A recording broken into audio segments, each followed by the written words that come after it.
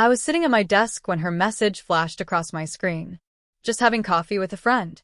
Won't be long. That little smiling emoji stung more than any insult could. People soften their lies instinctively, like cushioning a blade before driving it in. I let the message sit unanswered for a few seconds. Then I typed, ask him if his wife enjoyed the new photos. Sent it. Locked my phone. Leaned back. 5 seconds. 8. Then the flood. Dozens of messages bursting through. What photos? What do you mean? Where are you? Please don't do anything stupid. Let's talk. I didn't open any of them. Her panic told me everything I needed. We'd once been the couple everyone admired at weddings. Her hand always looped through my arm, me laughing as though life couldn't possibly fracture beneath my feet. Back then, trust came naturally. It wasn't guarded or earned. It was breath. She was the wild one, impatient, vibrant, always dancing barefoot across the living room to old pop songs. I was organized, precise, the planner to her whirlwind. I loved her not because she relied on me, but because she chose me. When she whispered, "You're the only one who really sees me," I believed her completely. Betrayal never arrives with fireworks.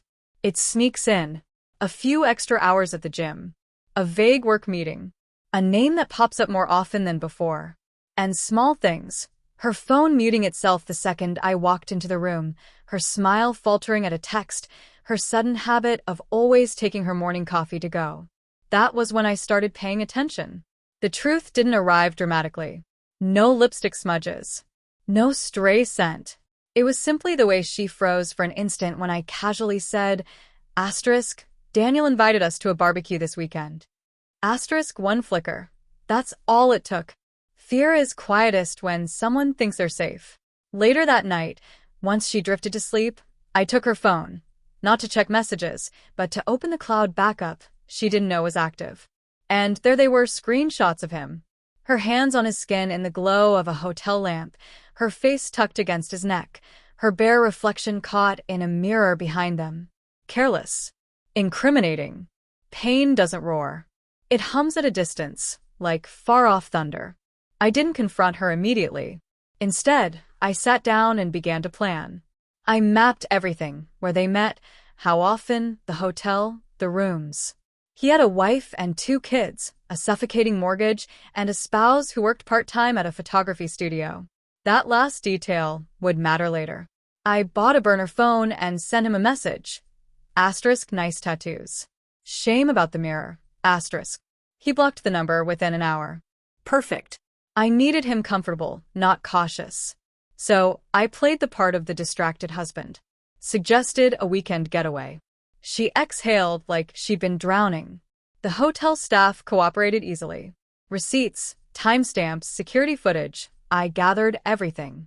I hired a private investigator solely to make the evidence legally airtight. In divorce court, chain of custody is everything. Then I sent his wife 3 curated photos anonymously, him reflected in a mirror, her hand in his hair, his wedding ring lying on the nightstand.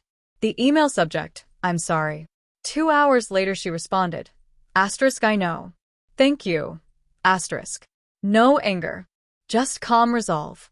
We understood each other. Revenge is slow art. We met in a cafe to coordinate. No drama. Just logistics. The plan unfolded on an ordinary Tuesday. My wife texted me the coffee with a friend lie. The friend was him. And his wife was sitting only a few tables away, watching him carefully. I sent the message that detonated everything. By the time my wife rushed home, shaking and pale, I was already at the dining table with my laptop open and a neatly prepared stack of documents. Her eyes darted across the room, searching for a lifeline. I slid the folder across. Screenshots, logs, hotel bills, investigator statements. She tried to speak, but her voice fractured. I never meant to hurt you. I looked at her evenly. You didn't hurt me. You ended us. I'm just finalizing the paperwork. Then I handed her the separation agreement, crafted quietly over weeks. Financially devastating for her. Ironclad for me. I'd already shifted our joint assets, taken over the mortgage payment alone, tracked every detail. Tears fell onto the pages. Then her phone buzzed.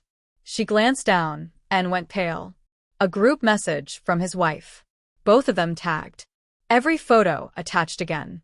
One line beneath. Your secrets look better out in the open.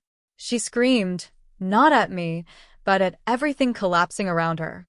I closed my laptop, signed my copy of the agreement, and stood up. She grabbed my arm, desperate. Asterisk, I loved you. Asterisk. I gave her a faint, cold smile. No. You loved the version of yourself that existed when I trusted you. Then I walked out. The air outside felt sharp and clean. Revenge isn't fury. It's the gentle tightening of a rope people weave for themselves. And as the door shut behind me, I knew with perfect certainty I would never answer another message from her again.